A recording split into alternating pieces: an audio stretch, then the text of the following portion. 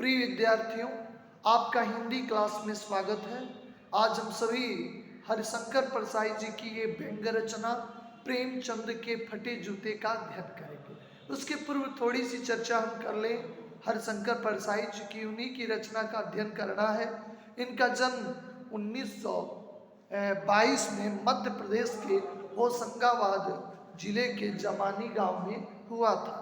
नागपुर विश्वविद्यालय से एमए करने के बाद ये कुछ दिनों तक अध्यापन काम करे और फिर स्वतंत्र लेखन लिखने लगे।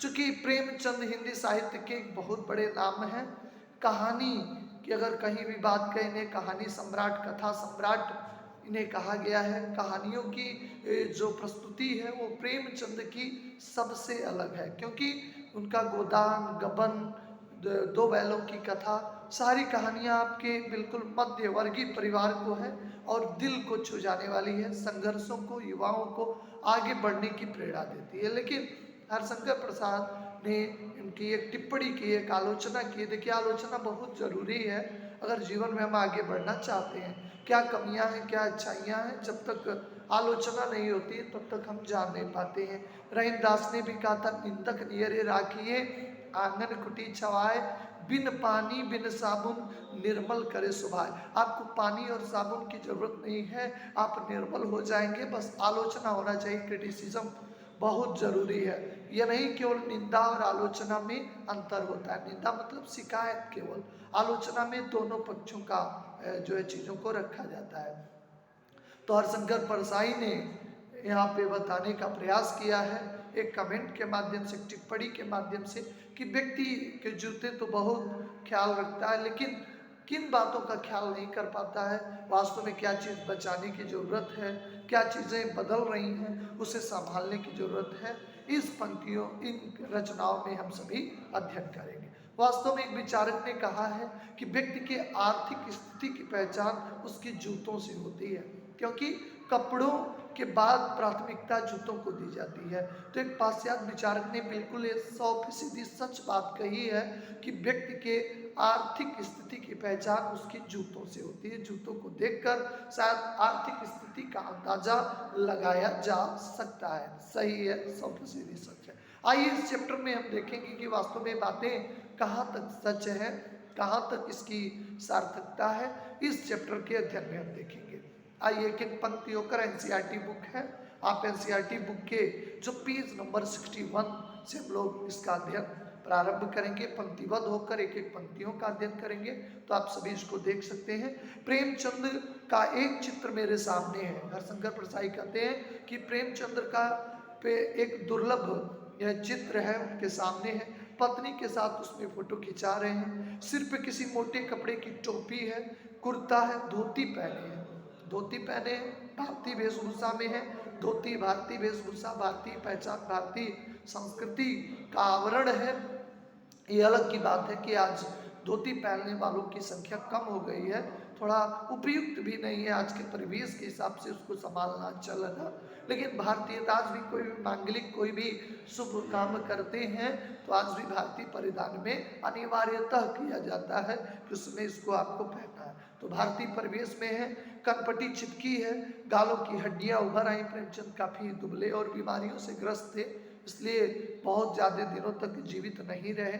उनकी घनी मूछें चेहरे को थोड़ा हरा भरा बनाती हैं। पाँव में जो कैनवास के स्पोर्ट टाइप के जूते हैं, जिसकी बंद है, जो फीते हैं बेतरतीब है। बेतरतीब का मतलब इधर उधर जिग-जैग है, व्यवस्थित क्रम में बंधे हुए नजर नहीं आते हैं। लापरवाही से उपयोग करने पर बंद के सिरों की लोहे की पतरी निकल जाती है। अगर ठीक से आप जूतों को भी केयरिंग करने की जरूरत होती है। कुछ लोग फीता, अभी उसमें लेस बंधा होता है, तभी उसे एक पैर से दबा के निकाल देते हैं, या जूतों की केयरिंग नहीं, पॉलिश नहीं करते हैं, या इधर उधर फीते को जबरदस्ती खींचते हैं। ऐसे करने से जूता व्यवस्थित हो जाता है और पीतल की एक गोल गोल से उस फीते को जाने के लिए और व्यवस्थित रहने के लिए पीतल की एक पत्ती लगी होती है, जो कभी कभी किसी किसी के जूते में निकल भी जाती है।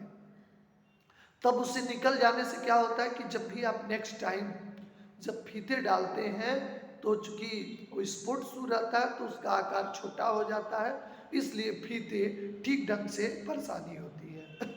तो फिर जब परेशानी होती है तो इधर उधर जल्दीबाजी में व्यक्ति पहन लेता है। वैसे लग रहा था कि प्रेमचंद का भी वही दिक्कत थी, ऐसी ही दिक्कत थी। दाहिने पांव का जूता उनका बिल्कुल ठीक था, दाहिने पांव का जूता बिल्कुल ठीक था, लेकिन जो बाएं पैर का जूता था उसमें एक बड़ा छेद हो गया था, जिसकी उंगली बाहर आ गई थी, उनकी उंगली बाहर दिखाई दे रही थी। अब मैंने प्रारंभ में ही बताया कि व्यक्ति के आर्थिक स्थिति की पहचान उसके जूतों से होती है। अब प्रेमचंद की साहित्यिक पुरोधा है, जिसकी कहानियां कितनी भाषाओं में रूपांतरित की गई। दो बैलों की कथा आजादी की ओर, लड़ाई की ओर संकेत करता है। नमक का दरोगा ईमानदारी का पाठ पढ़ाता है। कफन आज समाज में नशे की क्या प्रवृत्ति है, क्या दशा हो जाती है, वो बताने में कितना उपयुक्त है। एक उदाहरण रखता है हमारे समाज का, तो कितनी युवाओं को प्रेरणा भी देती है इनकी कहानियां। लेकिन व्यक्ति कितने खुद गर्दिशों में रहे हैं, क्योंकि उनका जूता खुद फटा है। तो वास्तव में वस्त्र हमारे साधारण हो चल जाएगा। महात्मा गांधी ने कहा था कि व्यक्ति का जीवन सादा होना चाहिए और विचार कैसे होने चाहिए, उच्च होने चाहिए। शायद उसी परिपाटी को आगे बढ़ा रहे थे, उनके उंगली बाहर आ गई थी, किससे? जूतों से। मेरी दृष्टि इस जूते पे अटक गई। सोचता हूँ फोटो खिंचाने की अगर ये पोशाक है तो पहनने की कैसी होगी। आज के समय में लोग अलग अलग परिस्थितियों के लिए अलग अलग वेशभूषा होता है। कहीं जाने के लिए अलग वस्त्र होते हैं, घर पे पहनने के लिए अलग होते हैं, रात्रि विश्राम के लिए वस्त्र अलग होते हैं। पहले के जमाने में तो और भी केयरिंग होती थी, वस्त्रों को लोग अलग अलग परिधान को बड़े व्यवस्थित ढंग से रखते थे। कहते हैं कि अगर ये उनका फोटो खिंचाने का है तो कहीं आने जाने का, फोटो के लिए बेहतर, फोटो के लिए चाहते हैं व्यक्ति कैसा भी हो, नहीं फोटो में हंसता जरूर है, क्यों? भले अंदर से दुखी हो, लेकिन फोटोग्राफर कहता है स्माइल प्लीज, तो व्यक्ति मुखाग्नि अपने मुखमंडल पर वो अपनी आभा लाने की कोशिश करता है, अपने मुखमंडल पे जो है प्रसन्नता लाने का जो है कोशिश करता है। व्यक्ति कितना भी दुखी हो, लेकिन उस समय जो अपने को बदल देता नहीं। इस आदमी की अलग अलग पोशाकें नहीं होंगी, इसमें पोशाकें बदलने का गुण नहीं है, जैसा है वैसा फोटो में खिंच जाता है। ये व्यक्ति जैसा है वैसा फोटो में खिंच जाता है। देखिए तस्वीरें हैं वो हमेशा दिखाई देती। वैसे जो गुलजार साहब ने कहा भी था कि निश्चित तौर पे कि थी चेहरे पे धूल और मैं आईना साफ करता रहा। निश्चित तौर पे व्यक्ति में अपनी कमियों को जल्दी देख नहीं पाता है और अपने धूल को साफ न करके, जबकि आईना प्रतिबिंब होता है, हर चीज़ों को दिखा देता है, लेकिन व्यक्ति भूल कर जाता है, अपने चेहरे की धूल को नहीं साफ कर पाता, अपनी कमियों को जो है नहीं देख पाता, अलग की बात है। लेकिन व्यक्ति जैसा होता है वैसा प्रतिबिंब दिखा देता है। मैं चेहरे की तरफ देखता हूँ, क्या तुम्हें मालूम है ए मेरे साहित्यिक पुरोधा, तुम्हारा जूता फट गया है। तुम साहित्यिक पुरोधा हो और तुमको लोग अवलोकन करेंगे, तुमको लोग देखेंगे, तुम्हें इसका जरा भी एहसास है तुम्हारे बारे में लोग क्या कहेंगे। तुम्हारा जूता फट गया है, उंगली बाहर दिख रही है, क्या तुम्हें इसका जरा भी एहसास है? लोग तुम्हारा मूल्यांकन करेंगे, लोग तुम्हें देखेंगे, तुम्हारे बारे में टिप्पणी करेंगे। तुमने कभी विचार किया है? लज्जा संकोच या झेप नहीं है तुम्हें? तुम साहित्यिक पुरोधा है, तुमको कौन नहीं है जो भारत हिंदी भाषी लोग हैं जो तुमको न जानते हो।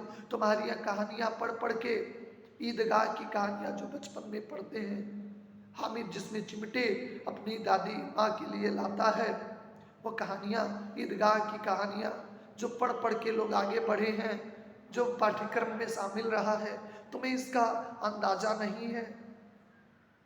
क्या तुम उस कमियों को ढक नहीं सकते थे? धोती पहने थे, धोती को थोड़ा नीचे नहीं कर सकते थे, उस उंगली को ढक नहीं सकते थे, अंगुली ढक सकती थी, फिर भी तुम्हारे चेहरे पे बड़ी बेपरवाही एकदम बेपरवाही, तुमको कुछ इसका फर्क नहीं पड़ रहा है। मुझे बड़ा आश्चर्य हो रहा है कि तुमको इसका थोड़ा भी फर्क नहीं महसूस होता है। बड़ा विश्वास है। फोटोग्राफर ने जब रेडी प्लीज कहा होगा, तैयार हो जाए, तब परंपरा के अनुसार जैसे रेडी प्लीज कहा जाता है फोटोग्राफर, तो जिसका फोटो खींचना होता है वो काफी मुस्कुराता है। तुम भी मुस्कान लाने की कोशिश की होगी। दर्द के गहरे कुएं के तल में मुस्कान को, जो तुम्हारे हृदय का दर्द कुएं में भरा है, उसमें से खींच खींच कर मुस्कान को धीरे धीरे ऊपर निकल रहे होगे।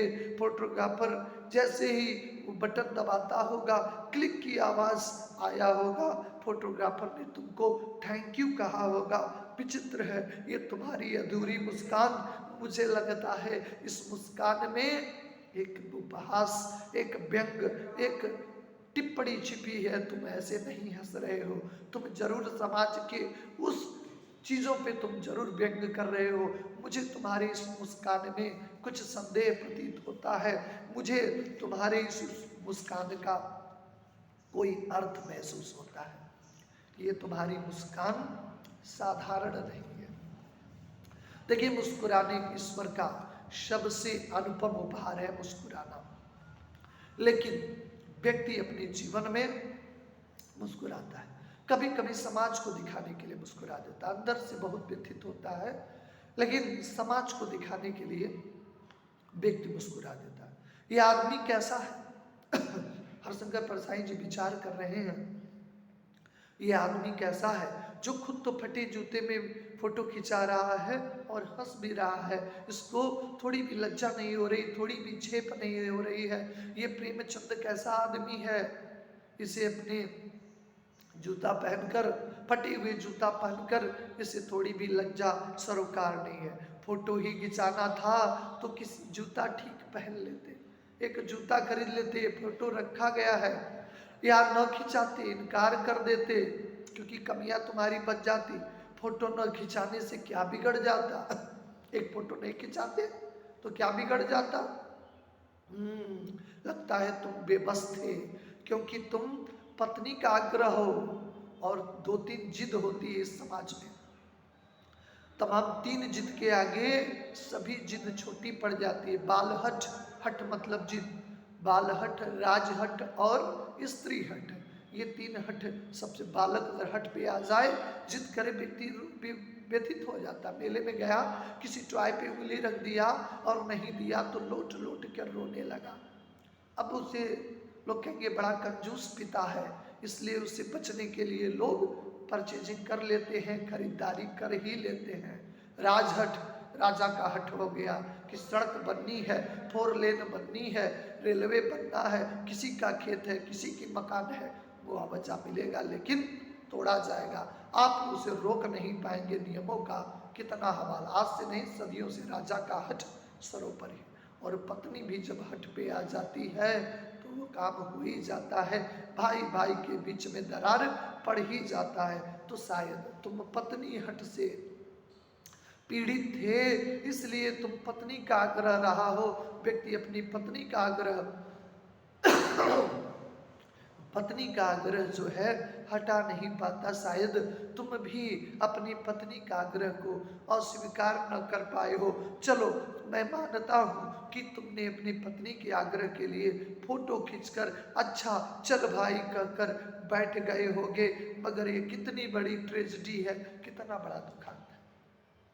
उस पत्नी के बात मानने के चक्कर में तुम्हारे साथ तुम्हारी प्रतिष्ठा को बहुत आंच पहुंच गई कि आदमी के पास फोटो खिंचाने को जूता न हो। मैं तुम्हारी ये फोटो देखते देखते तुम्हारे क्लेश को अपने भीतर करके, तुम्हें नहीं रुलाई आ रही है लेकिन मुझे रुलाई आ रही है। तुम्हारे क्लेश को मैं महसूस कर सकता हूँ। हो सकता है तुम दबाव में फोटो खिंचाए हो, लेकिन तुम्हारी पीड़ा को मैं महसूस कर रहा हूँ।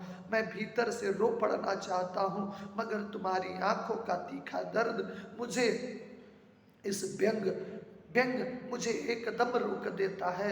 मैं अपनी आंखों को, आंसुओं को बड़ी मुश्किल से संभाल पाता हूँ। तुम फोटो का महत्व नहीं जानते। आज पूछिए, आज की सेल्फी का प्रचलन चला है, अपना फोटो खुद लेते हैं। सेल्फी के लिए तमाम समाचार पत्रों में देखे, सेल्फी के चक्कर में लोग जान तक गंवा दिए हैं। तमाम पहाड़ों से, तमाम खतरनाक जगहों पे स्टंट करते हुए, सेल्फी लेते हुए परिणाम तो हो चुके हैं इस दुनिया से। तमाम लोग इस दुनिया से विदा हो चुके हैं। किसके चक्कर में? फोटो के चक्कर में, सेल्फी के चक्कर में। तुम फोटो के महत्व को नहीं जानते हो, समझते हो तो किसी से फोटो खिंचाने के लिए लोग मांगते भी हैं। तुम क्यों मांग नहीं पाए? तुम किसी से जूता भी तो मांग सकते थे। तुम्हें लोग दे भी देते, तुम्हारी पहचान थी फोटो खिंचाने के लिए। तो मांग के पहले वस्त्र, जो हमारे देश में वस्त्र विदेशी होते थे, इसीलिए स्वदेशी वस्त्रों के लिए चरखा चलाया महात्मा गांधी ने। और स्वदेशी वस्त्र, खद्दर के वस्त्रों की, तो वस्त्रों का अभाव रहा हमारे देशों में। विदेशी वस्त्रों की होली भी जलाई गई। कहते एक कोट बन गई तो पूरे गांव का विवाह हो गया, पूरे खानदान के जो युवाओं का विवाह हो जाता था। आज तो अपने ही कोट जो अलग फंक्शनों में लोग नहीं पहनते। कहते पहले मांगी के कोट से विवाह लोग कर लेते थे। एक कोट गांव में बन गई तो 10 सालों तक का विवाह हो जाता था। मांगे की मोटर से, आज तो निजी मोटर है, शादी में 4 व्हीलर मिला है, लोग बारात ले जाते हैं। पहले लोग मोटर मांग के विवाह की बारात निकाल, आज भी रेंट पे ले जाते हैं, किराए पे ले जाते हैं। कहते हैं यहाँ तक कि सबसे बड़ी टिप्पणी कि लोग फोटो खिंचाने के लिए बीबी तक भी मांग ली जाती है। हरशंकर प्रसाई बहुत बड़ा टिप्पणी करते हैं, अगर बीबी अच्छी नहीं है, कहीं फोटो भेजना है, पता ही कितनी बड़ी विडंबना है। अच्छी हो या बुरी हो, जो पत्नी है वो पत्नी है, व्यक्ति की अर्धांगिनी है, आदि सुख दुख की भागीदार है। जीवन के 2 पहिए हैं, एक पहिया अगर पंचर हो गया तो दूसरी पहिया आगे नहीं बढ़ पाती है। तो कहते हैं कि लोग पत्नी तो बदल लेते हैं, तुम एक जूते नहीं मांग पाए।